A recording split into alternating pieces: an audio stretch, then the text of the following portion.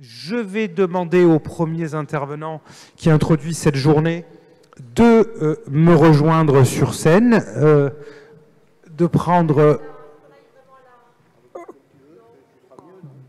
confortablement place. Et puis oui, c'est prévu à la tribune, Isabelle.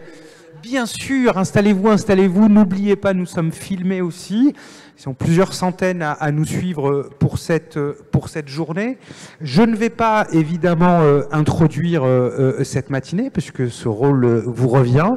En tout cas, vous dire qu'on va passer une journée qui s'annonce passionnante avec des chercheurs, avec des entreprises, avec des aménageurs, des urbanistes, des collectivités.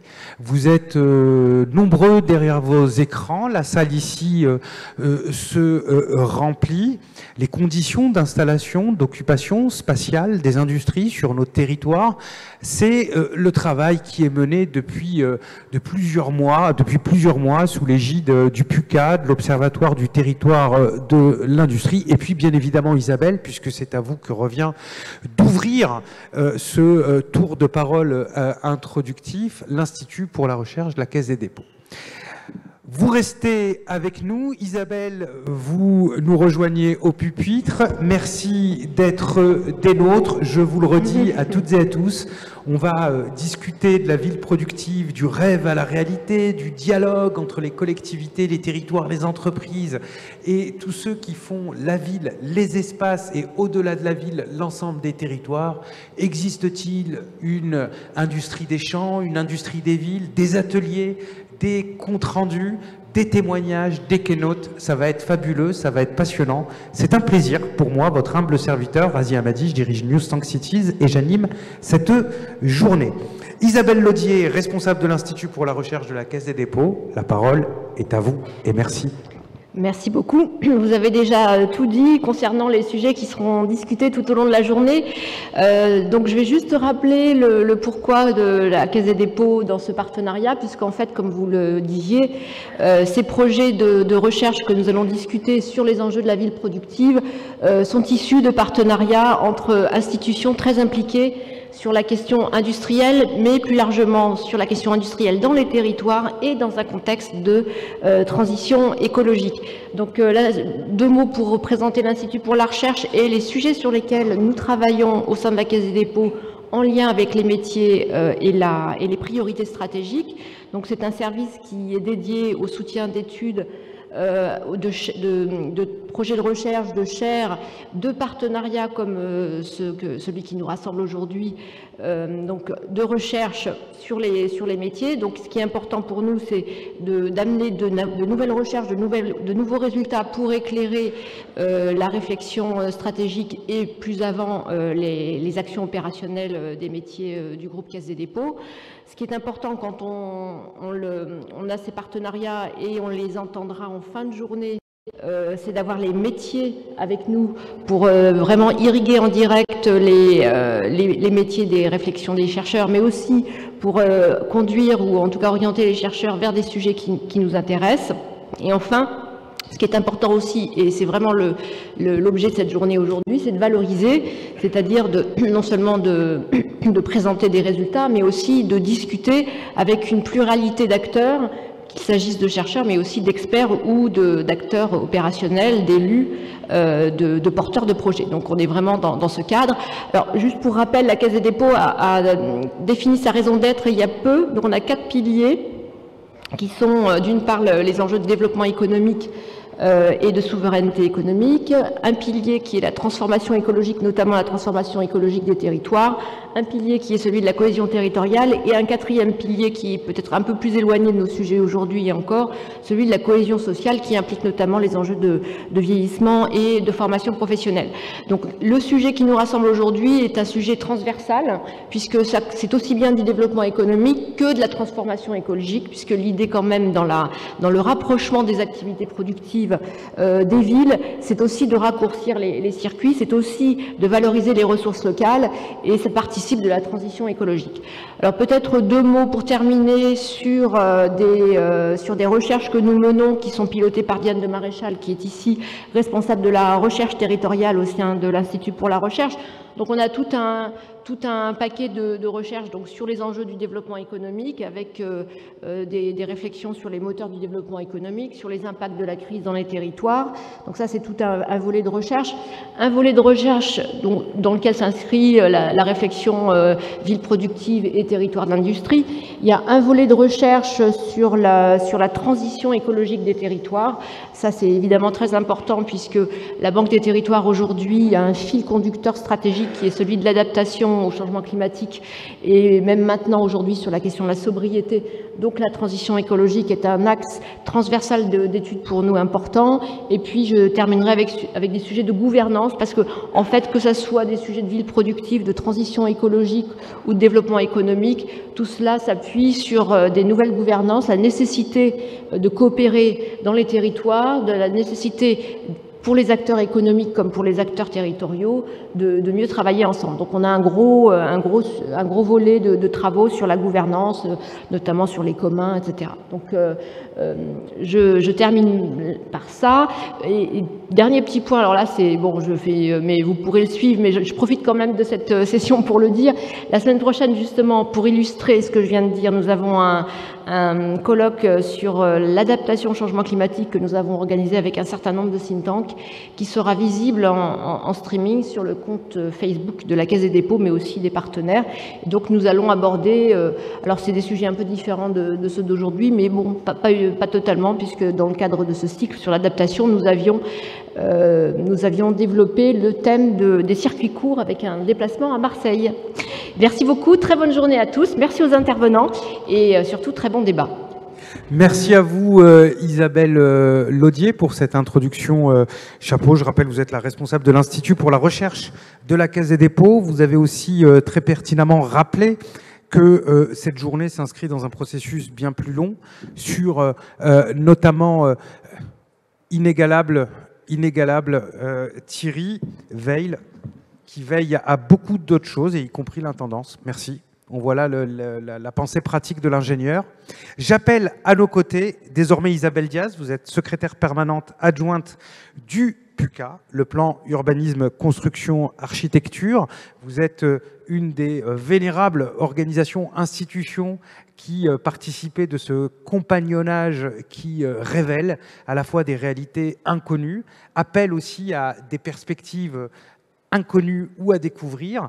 C'est ce qui se passe aujourd'hui sur vos études et l'ensemble du dialogue entrepris maintenant depuis 2019. C'est un plaisir, un honneur de vous avoir pour cette introduction aussi, avant que Thierry Veil nous rejoigne aussi à ce pupitre. Isabelle, la parole est à vous pour une dizaine de minutes. Oui, bonjour à tous. Je suis très heureuse donc d'être à l'ouverture de cette journée d'études. Alors évidemment du PUCA que je viens de rejoindre il y a quelques mois, c'est vraiment très intéressant. Alors sur ce grand programme, Ville productive, quelle place pour quel travail en ville? Alors je vois que le responsable du programme jusqu'au printemps dernier est parmi nous, Bertrand Vallet, donc je ne peux m'empêcher de le remercier d'ores et déjà, je pensais le faire à la fin, en pensant qu'il ne serait pas parmi nous. Donc bonjour Bertrand, enchanté de te voir avec nous. Alors pour commencer, une brève présentation de cet organisme, donc le plan urbanisme, construction, architecture, qui est une structure interministérielle. Elle est sous tutelle des ministères de la Culture, puisque la culture est en charge de l'architecture, de l'enseignement supérieur et de la recherche, et du ministère de la Transition écologique et de la cohésion des territoires. Alors, le PUCA est rattaché à la direction générale qui est en charge de l'aménagement, du logement et de la nature au sein de ce grand ministère. Et cette direction générale octroie le budget de fonctionnement et une grande partie des agents de cette structure sont rattachés à la DGA Eden. Alors, vous dire aussi que les travaux sont suivis et orientés par un comité de parties prenantes qui réunit 3 collèges. C'est très important pour le PUCA de discuter des sujets qu'elle doit traiter de manière pluriannuelle.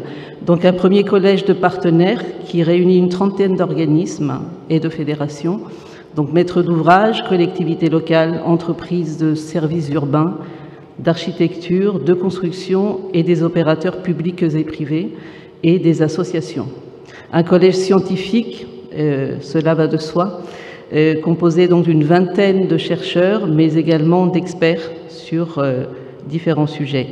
Et puis un comité des directeurs, qui sont donc les directeurs des administrations centrales, des ministères de tutelle, qui orientent évidemment les politiques publiques qui nous occupent. Et donc ce comité va valider les priorités pluriannuelles. Il est présidé par Stéphanie Dupuy-Lyon, qui est la directrice générale de la DGALN. Et sachez que nous avons une réunion prochainement pour discuter nos priorités de 2023-2027. Vous dire peut-être également, vous ne le savez peut-être pas, que depuis les années 2000 est adossé au PUCA le groupement d'intérêt public, EPO, donc EPO pour Europe des projets architecturaux et urbains, qui est une structure donc, qui opère certains de nos programmes, et notamment les plateformes d'observation POPSU, que vous devez connaître, hein, POPSU Métropole, POPSU Territoire, et certains autres programmes tels que le programme qui est dédié donc à la qualité du logement, et peut-être citer un programme ou une démarche plus ancienne qui est donc le concours Europan. Alors en deux mots, l'activité du PUCA évidemment est dédiée à la commande de recherche, d'études et d'expérimentation, et dans les domaines donc, de l'urbanisme, de la construction et de l'architecture, et en lien très étroit depuis un certain nombre d'années avec les enjeux évidemment sociétaux, du changement climatique, des évolutions techniques et des politiques publiques. Alors cette activité qui mobilise évidemment largement le monde de la recherche, y compris les jeunes chercheurs et doctorants, est menée en étroite collaboration avec un grand nombre de partenaires. Alors, ceci est très important dans l'évolution des activités récentes du PUCA. Donc, j'en cite quelques-uns.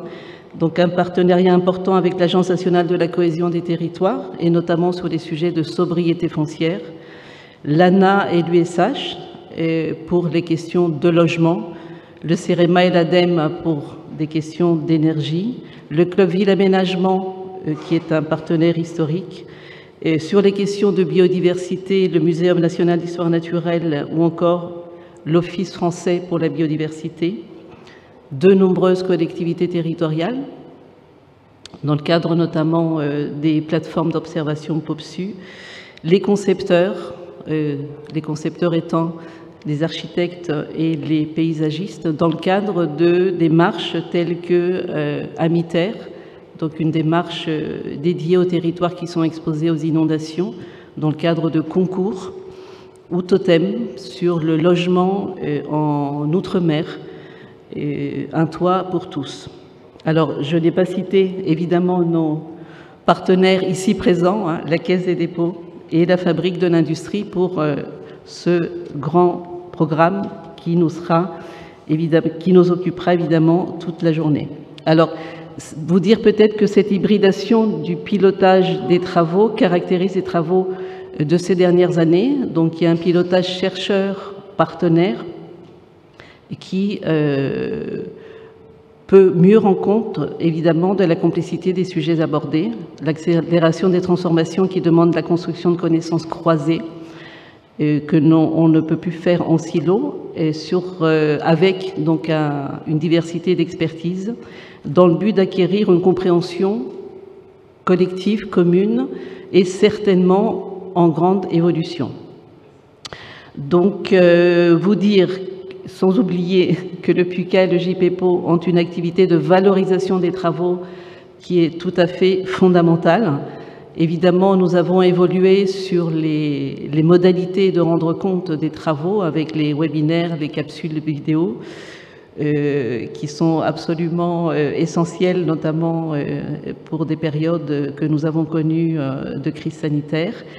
Néanmoins, l'activité d'écriture, l'activité de publication d'ouvrages reste fondamentale. Je vous en citerai seulement deux qui sont nos dernières parutions. Donc, La ville à l'épreuve de la crise sanitaire, écrit par Emmanuel Gangloff et Hélène Morteau, donc synthèse de travaux importants menés tout au long de la crise sanitaire à l'initiative du PUCA. Il sera présenté, cet ouvrage sera présenté à l'École urbaine de Sciences Po le 17 novembre. Si cela vous intéresse, les informations sont sur le site du PUCA. Et puis, un deuxième ouvrage qui s'appelle donc La valeur des territoires hors jeu, leçons espagnoles, italiennes et polonaises, écrit par Xavier Desjardins et Philippe Estem, un ouvrage qui n'est pas très loin de nos sujets traités aujourd'hui sur ces territoires qui sont hors jeu de certaines dynamiques de développement territorial, mais leur valeur est à redécouvrir. Alors, quelques mots tout de même sur le programme qui nous occupe aujourd'hui. Ville productive, quelle place pour quel travail en ville? Alors, ce sont 9 recherches réunies depuis 2020, après des travaux importants et pluridisciplinaires du PUCA depuis 2019. Alors, ce programme s'inscrit dans un contexte que vous connaissez, de regain d'intérêt depuis un certain nombre d'années pour l'accueil d'activités industrielles et de l'économie servicielle par les collectivités. La question est de savoir quelles activités, dans quelles conditions sociales et environnementales.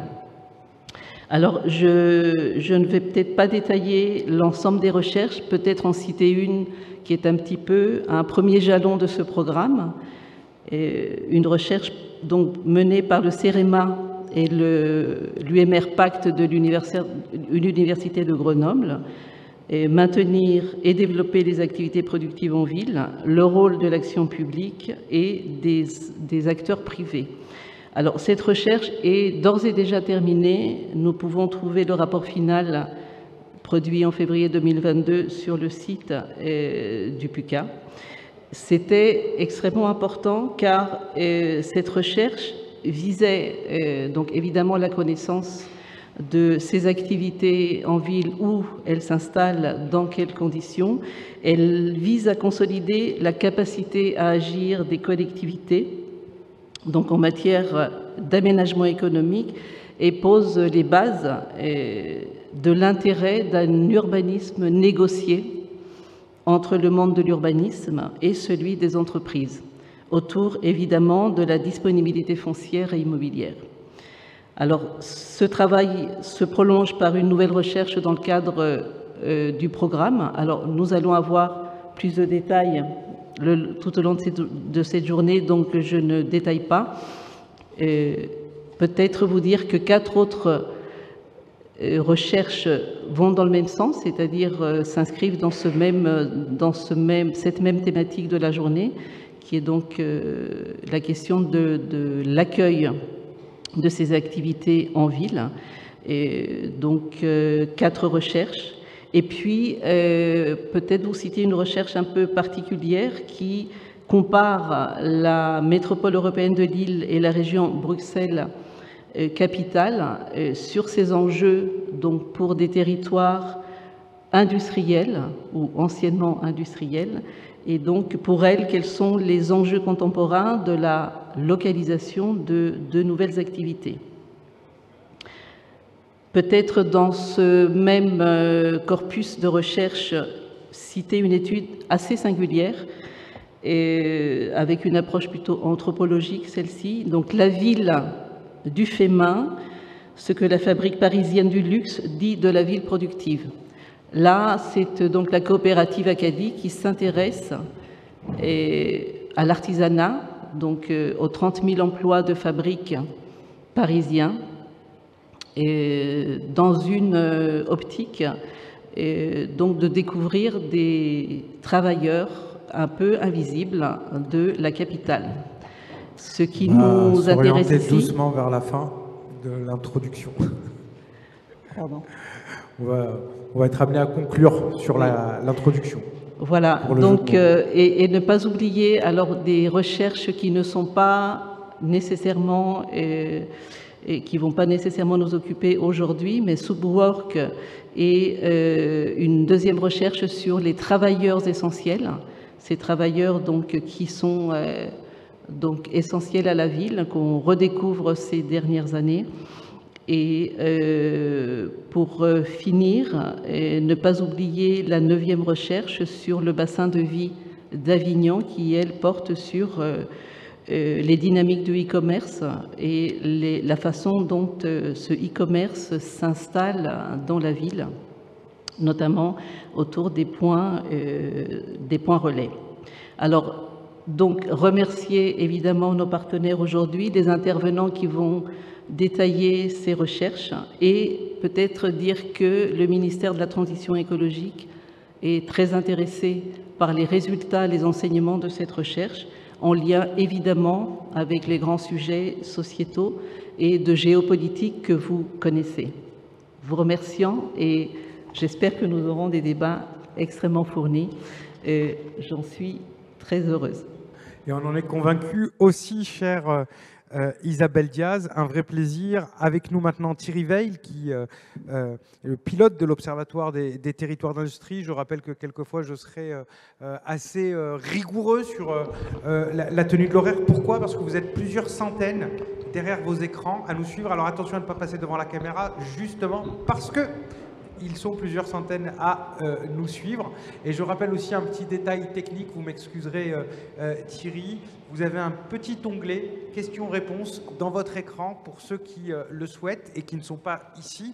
Et vous pouvez poser des questions, elles nous sont transmises en temps réel ici en tribune. Cher Thierry Weil, c'est à vous que revient l'honneur de conclure cette séquence d'introduction.